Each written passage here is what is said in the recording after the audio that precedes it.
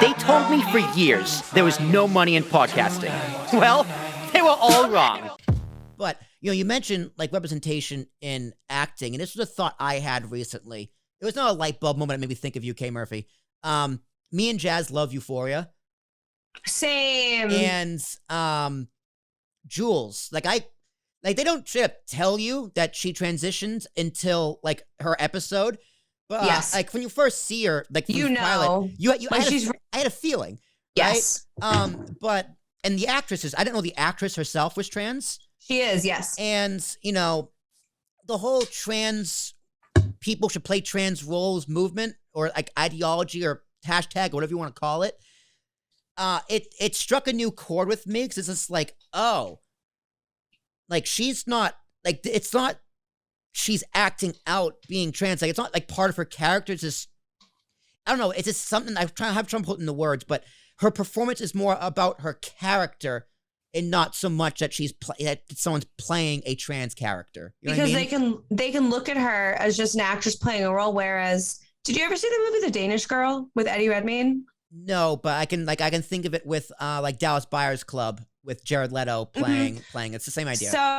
So I actually did enjoy The Danish Girl, but all you hear about with that movie is how Eddie Redmayne's like a cis white dude playing a trans woman, how brave he was for playing a trans woman when like trans actors like can barely get work as it is. And when there is a trans part once every year and you cast a cis person, that fucking sucks.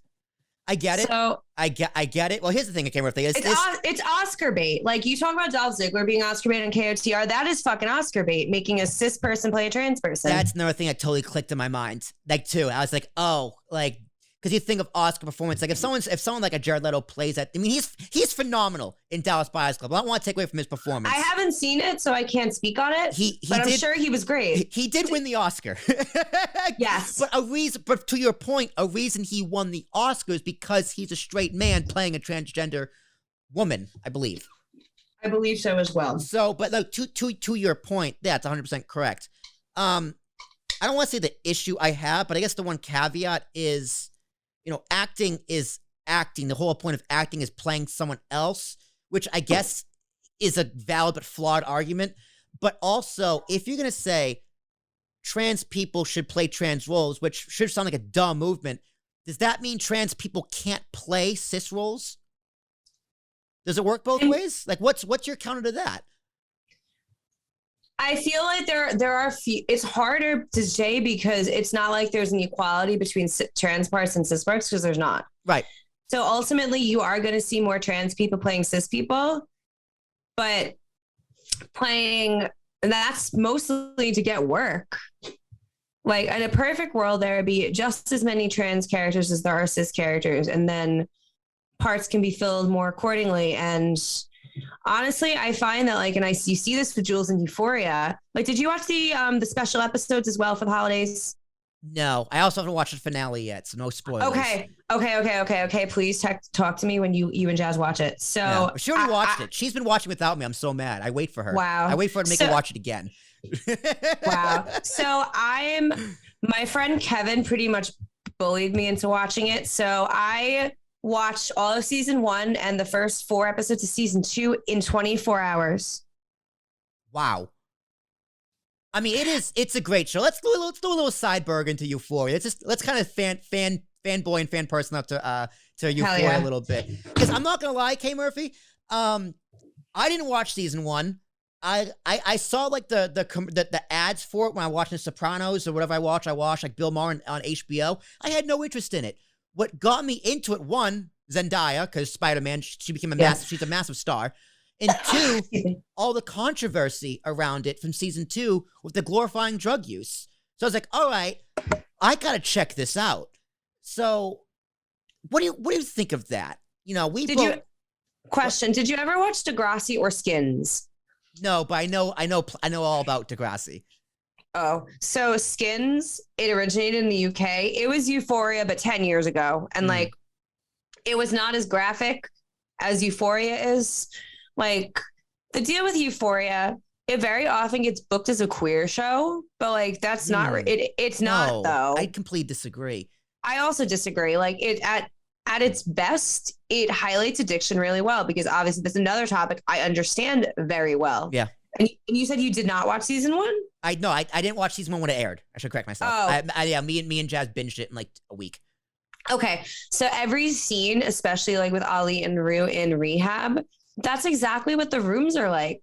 Like, AA has not been a part of most of my sobriety because it's too gendered for me. It's too religious.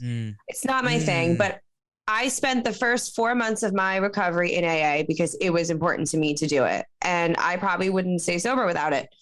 But it gave me the tools to stay sober, but I left what I didn't need behind.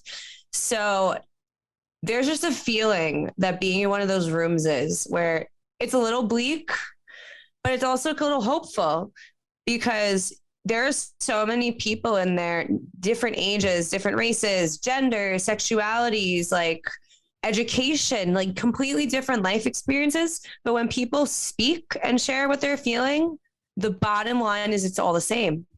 And there's a common ground there. Like, I was very egotistical when I got into fucking recovery. And I'm like, I'm special.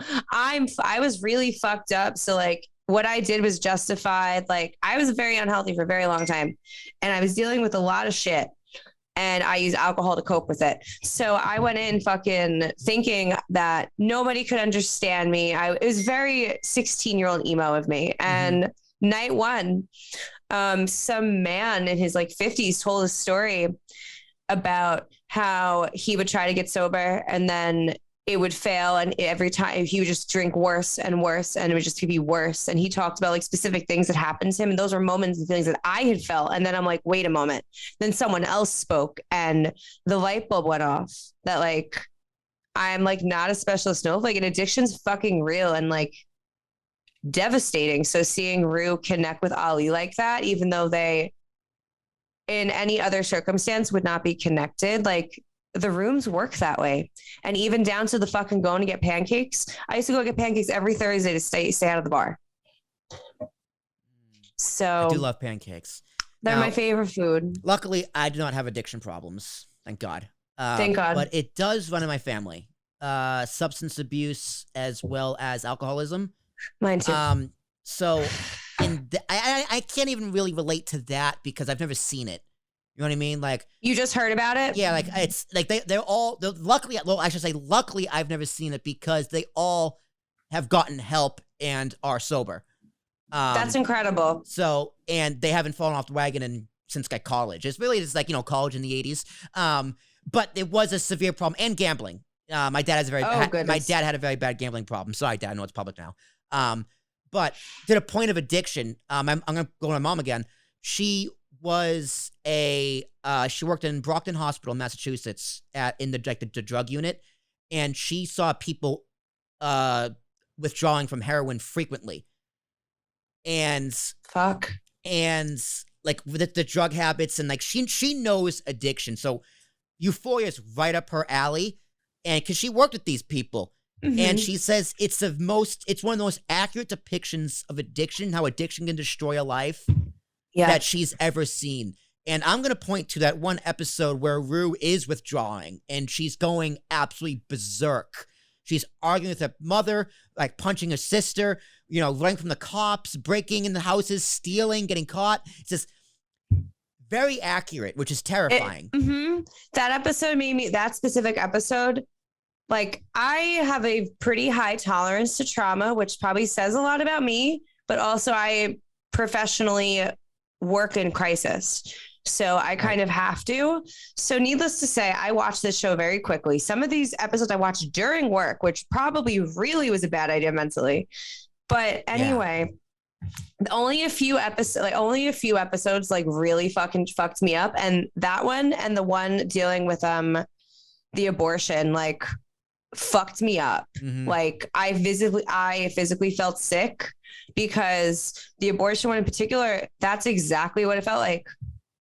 And going through the lowest points of my addiction with alcohol, like, I'm very lucky that I didn't fall into drugs and that alcohol is my biggest problem and that I didn't steal from anybody, but I was a fucking piece of shit. I was really rude and inconsiderate and a mess, very messy. So I often would break down and cry and scream and run away and do all of those things. And I literally watched her do all of those things. And I remember what it felt like to feel that way. Right. It was really hard to stomach. Well, what do you say to like the DARE program and people come out against the show saying it glorifies drug use? It's not suitable for like, it's going to encourage drug use. And my thing is this, like, well, listen, your kids should not be watching the show. No. Like, I don't, like, maybe select episodes you show in a health class in high school, senior year. But anything below that, your kid should not be watching the show. No. This is a show for adults.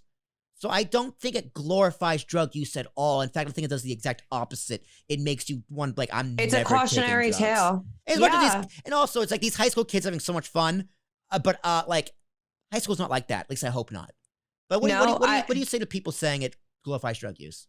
I agree with you that I don't believe it glorifies drug use. I also feel that young people, any person has free will. Mm-hmm. Any person has the decision to make up their mind. So you and I can both watch Euphoria, and like, you could want to do heroin and I would not. Right. Or I would want to, I don't know, fuck somebody and record it and you might not. Like, different people, not saying we would do these things, y'all, we won't do these things, but just because somebody sees it does not mean they're going to act out and do it. If, like, I feel like in general, like, our culture is very desensitized to sex and violence. Definitely. And drugs. Like, drugs is a huge part of our culture.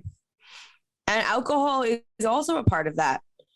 And like, look at every high school movie. It talks every high school movie has a party and somebody gets really fucking drunk.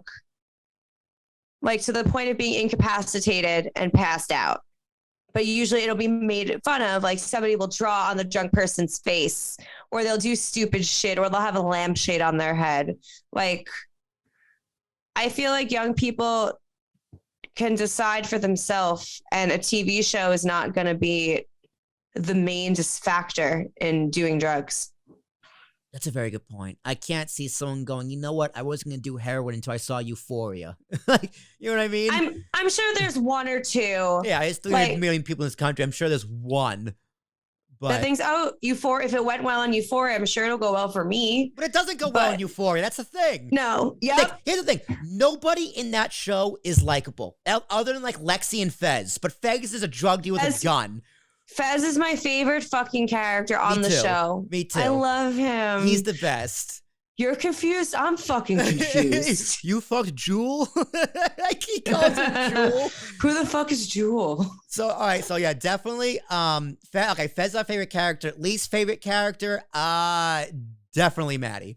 Not Maddie. Cassie? Cassie.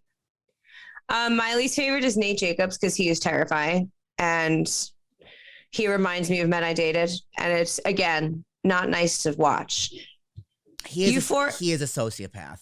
Oh, for sure. He gives me very Patrick Bateman vibes. Is this funny when like him and Maddie or him and Cassie are arguing?